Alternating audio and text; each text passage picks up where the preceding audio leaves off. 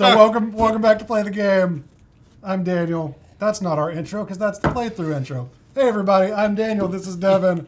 This is Play the Game. We're still trying to figure out this intro. But for now, this is it. You have been introduced to the video, and the video that we're introducing is... Oh, dear goodness, this is so painful. 5 games from each of us for a total of 10 games to introduce your friends to. Is that...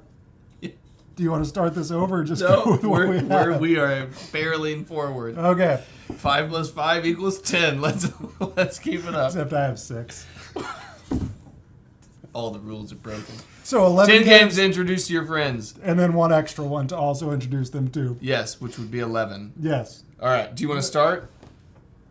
What is the mindset behind the games that you picked? Not standard gateway games. Not your, not Azul, not Ticket to Ride.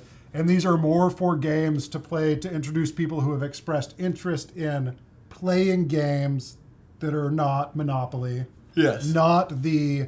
hey, my parents are coming over and they, let's try and get them to play a game. This is for people who've expressed interest. You're trying to kind of give them a little head start into the world of modern gaming. And that's kind of the mentality I approached on my list of 5 is games that are not typical gateway games, but ones that would be good to introduce people to. Yeah, because that's the exact conversation we had when we were planning this video. I was like... Glad you followed the rules. That was 2 weeks ago. I'm shocked you actually had a list when I asked you yesterday if you wanted to do this video. I made this list that day. Oh, okay. When so we it was were there. on July 1st that we talked about it. Was That's it? 3 weeks ago. Makes my point even more. There you go. Good job making the list. Did you do that while you were driving? No, Okay. no. I made it in the car before But not I while left. you were not while you were driving. Good. No, yeah. All right, so That'd be a my bad number example. 1 is a trick-taking game, and it is for people who are fans of spades or hearts. Okay. And I I'm a think fan that there of are both. a lot of trick-taking games that have started to come out in the industry, but the one I chose was The Crew. Which I have not played. I don't think it's really considered a gateway game. Maybe it is, but I think it's one because it is familiar to people who understand trick-taking, Right. but it adds several different mechanics in that change that, as in it's cooperative, not team-based. Typically, spades and hearts are both played with 4 people, 2 on each side, or 2 people across from each other on their team. And in this, everybody is playing cooperatively. You go up through a full mission of 50 different missions that you want if you want to keep playing all the way through them. And it changes it up because it creates objectives for each mission. Yeah. Like, for example, in Spades and Hearts, the only thing that you really have to consider is how many tricks you want to go for, how many things you think you can win, and how many you might want to take to mess up the other people, stuff like that. Well, in this one, it's more, okay, this person has to win the blue 7. And if they don't win the blue 7, you guys lose the mission and you have to start over. So it creates priority of which ones have to be won first, and also specific people at the table have to win certain tricks. So it adds several mechanics that will kind of help guide you into board games in general, but it is a familiar enough genre of trick-taking that it could bring in someone that doesn't normally play board games. All right. That's my number 1 is The Crew. Okay, my number 1. Let's see which one. We'll go with this one. Another cooperative game, Forbidden Island. Now, this is the only Forbidden game we've played. I've not played Forbidden Desert or Forbidden Desert is, I think. Or no, this is the one I've played too. Okay. It was ages ago. I believe Forbidden Desert is considered harder, and I don't know what the other Forbidden game is. I would assume Forbidden Ocean or something. Well, Island is already kind of water focused. Yeah. There's another, I think there's Forbidden Urban Development. Yeah, but basically in Forbidden Island, you're trying to collect artifacts from the island. You have tiles laid out. Everyone has a different ability that they can do. And as you play through and go through each round, you're going to lose tiles from your island. The waters are going to rise, and you are trying to get back to the chopper before. Get to the chopper! Thank you. I tried to... If you couldn't tell, I was debating halfway mid-sentence whether to do it or not. Whether just to fully lean into it.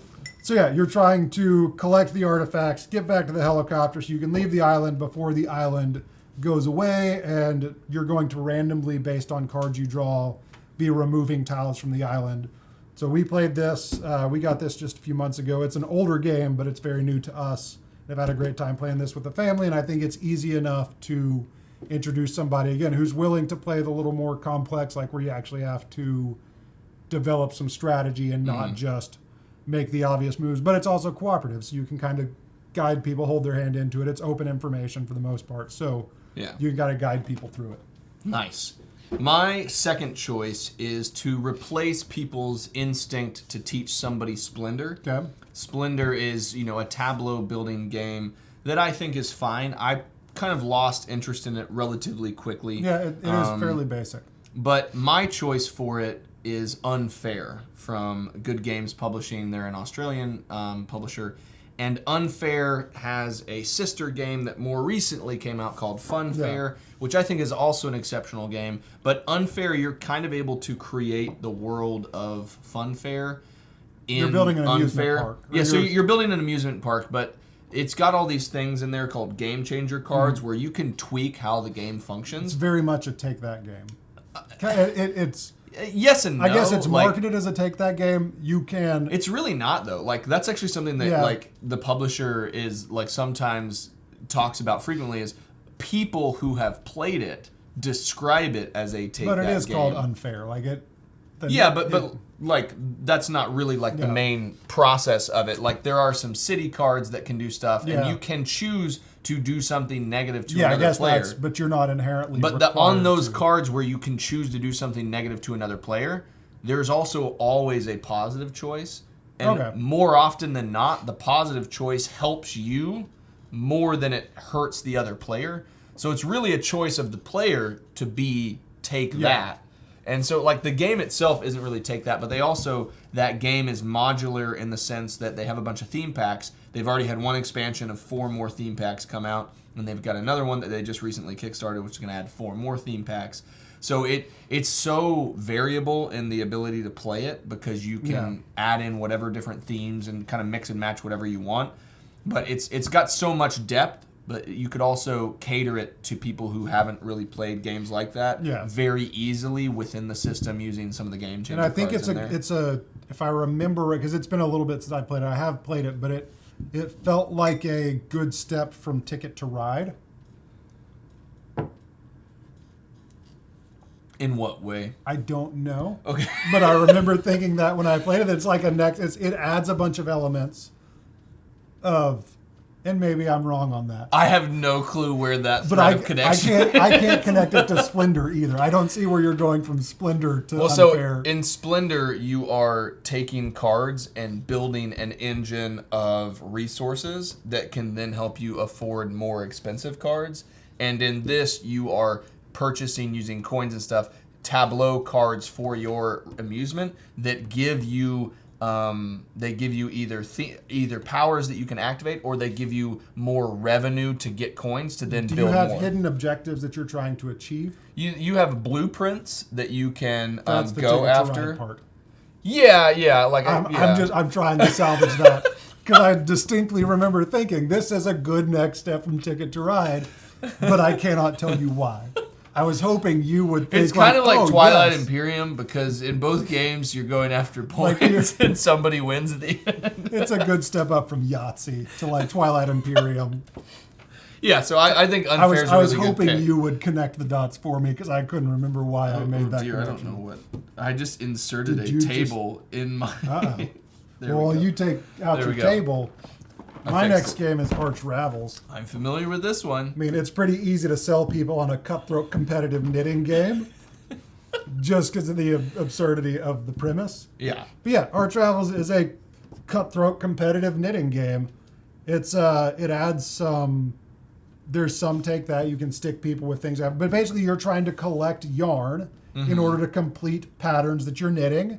You're collecting yarn cards that you can do. But it's some worker placement. You have a board that has 4 spaces. You have to move your worker to a different space each turn in order to take that action, whether that's taking yarn or completing a pattern.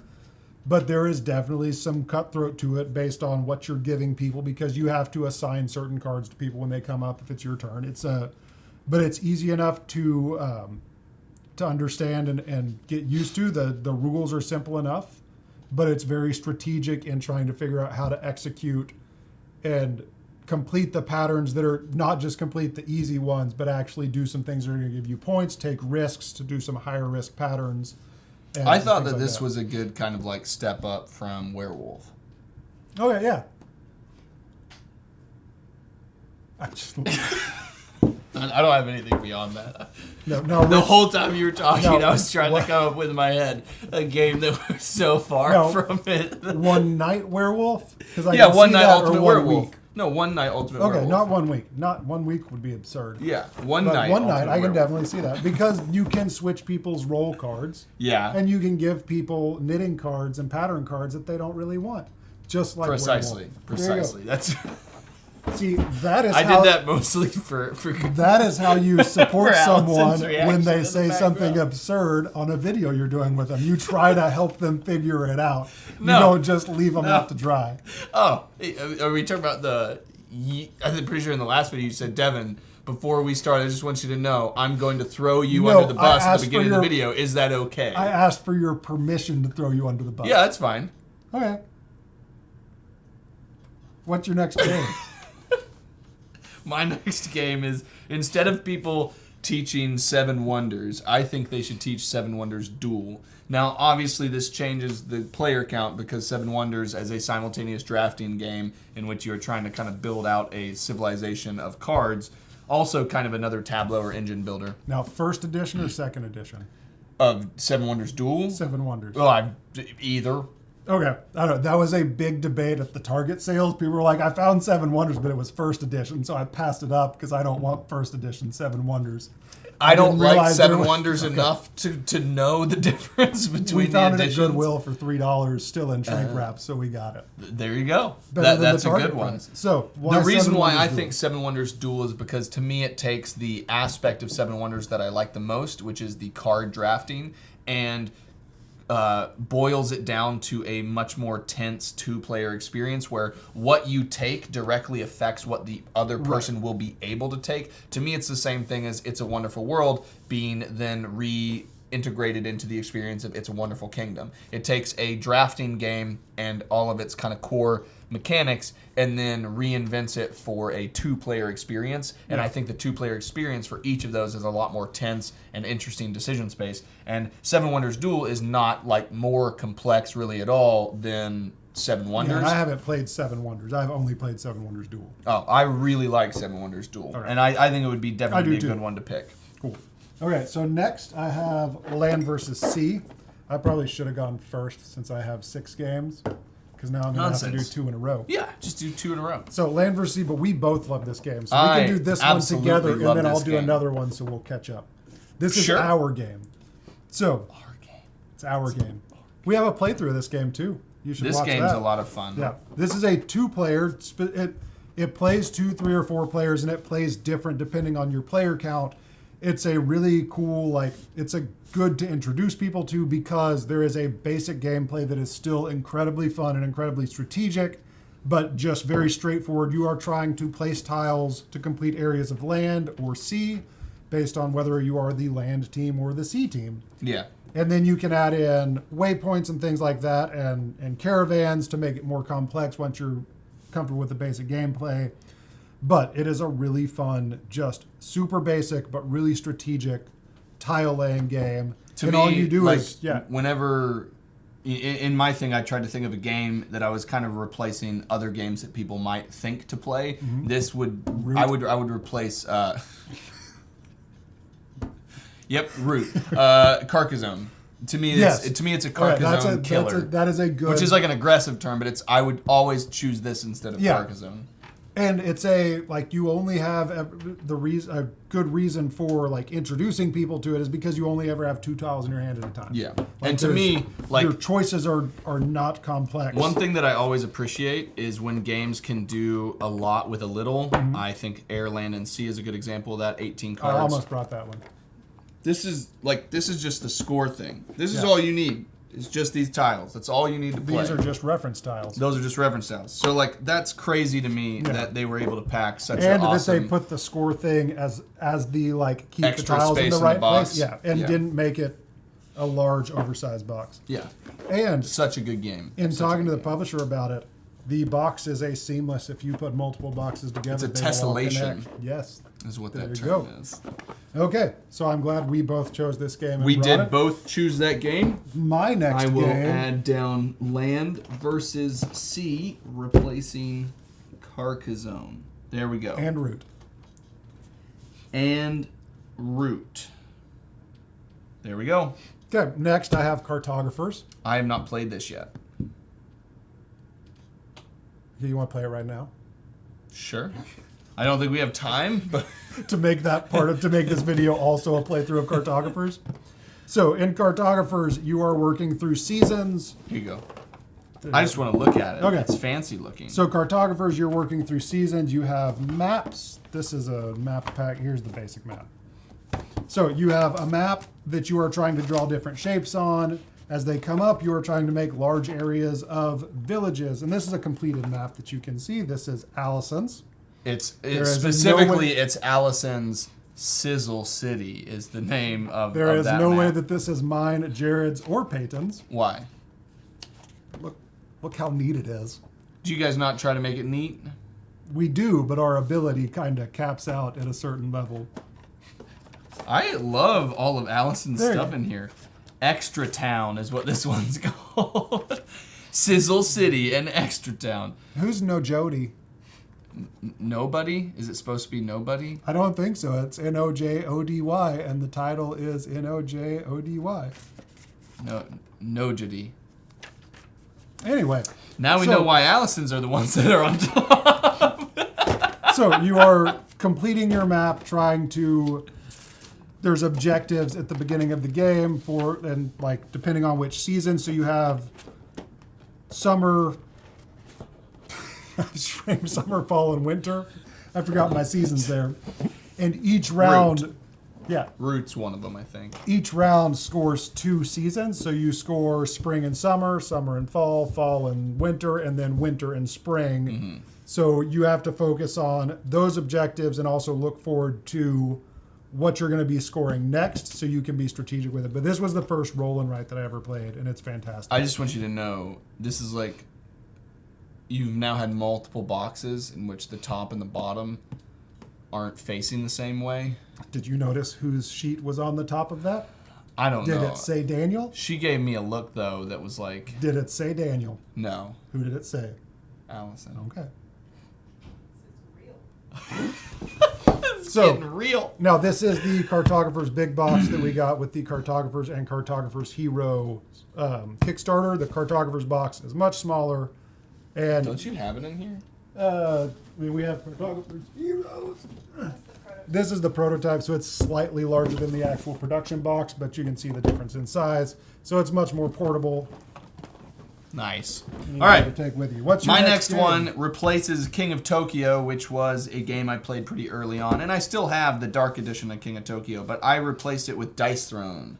I think see that that. Dice Throne is such a... I would also usually introduce this at 2-player, not Yeah. at anything bigger. I think once you've played a few times, I think that 4-player makes more sense. Dice Throne is one of those games that's very daunting to look at because there's all the different options, things to do. But once you actually take a turn and realize, like, I'm just rolling my dice and matching and playing them stuff. cards Yeah. when I can. Yeah. And it's so much fun. I think being able to activate the player abilities is a lot of fun. When you get the ultimate for the first time or any time after the first time, it's a blast. I think that it's a really good one to show off what a little bit more mechanics or rules or depth can bring to, Yahtzee or Yeah. King of Tokyo. Because King of Tokyo is...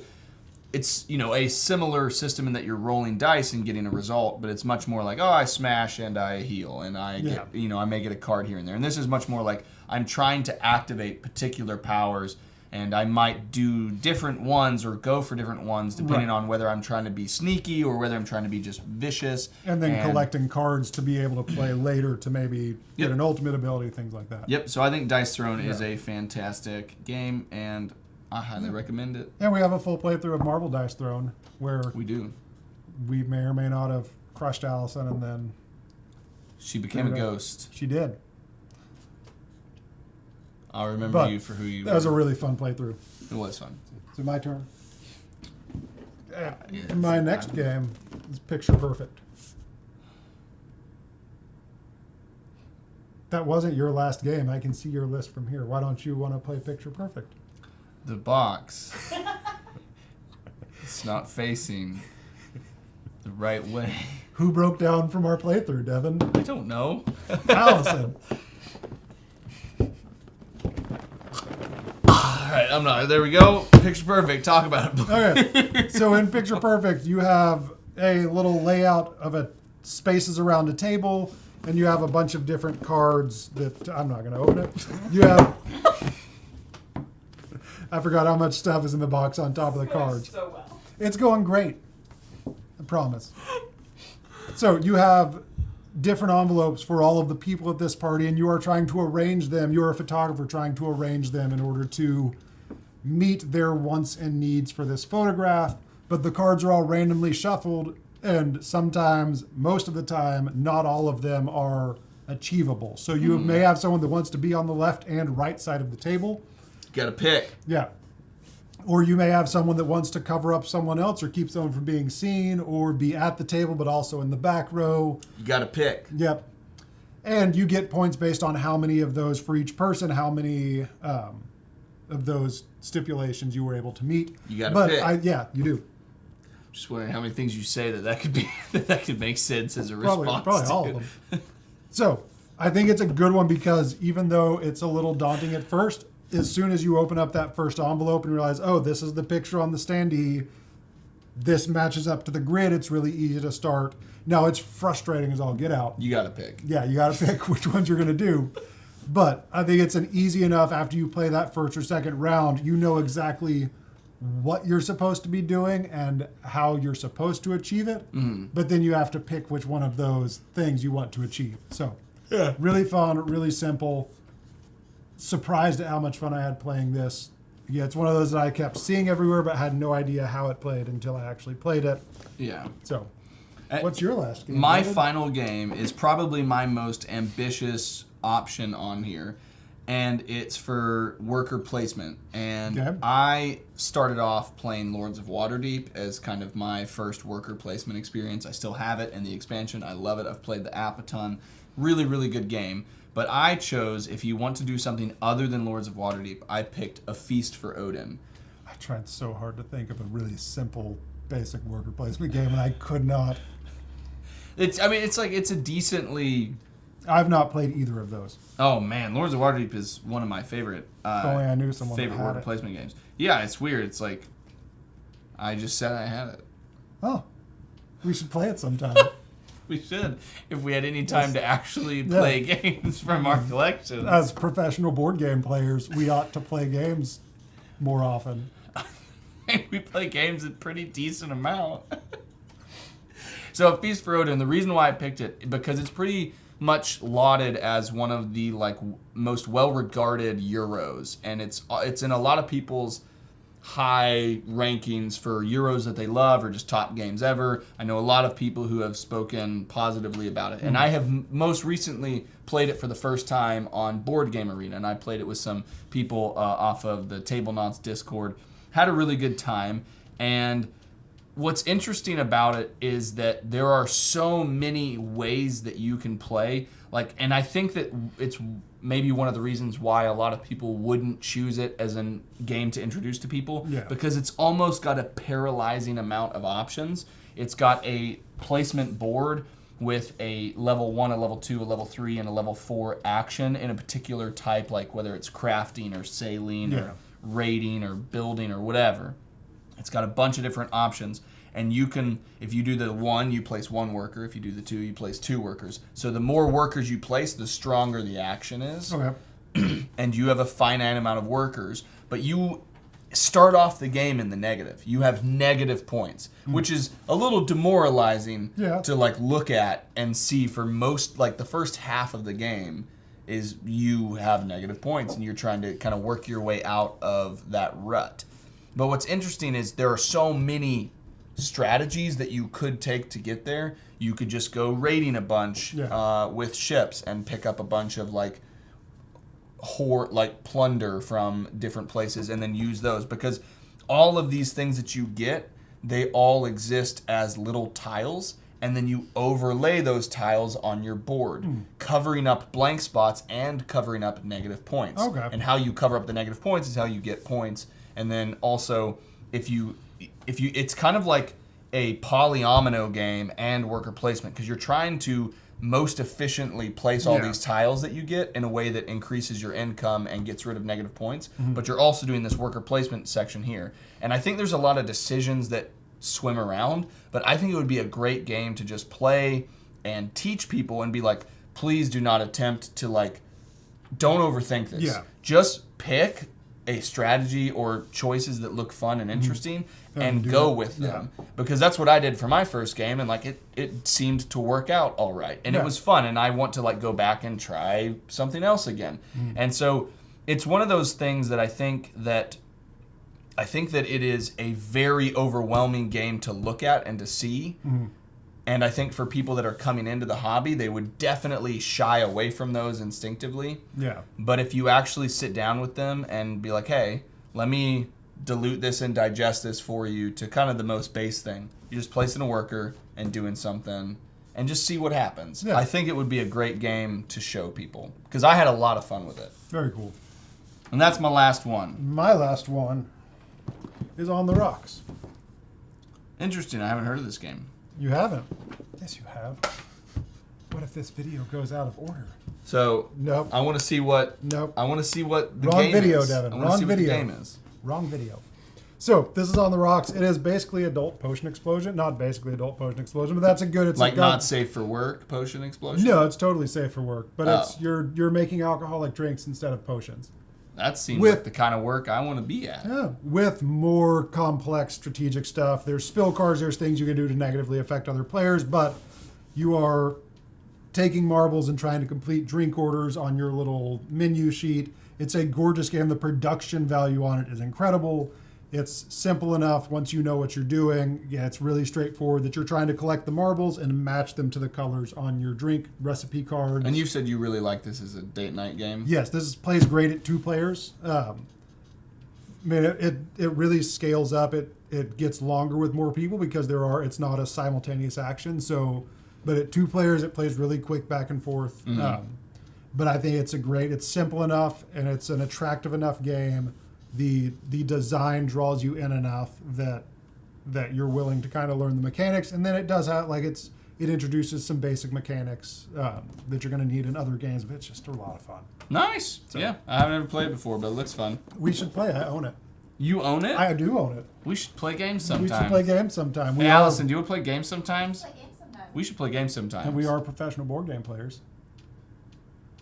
Do you use the label professional? I don't use the label professional for myself. I mean, I'm trying to introduce that as a thing. Oh, professional board game players? Yeah. I mean, there is a World Series of board gaming going on at some point. That's a competitive board game player. I'm not a competitive board game player. I'm a professional board game player.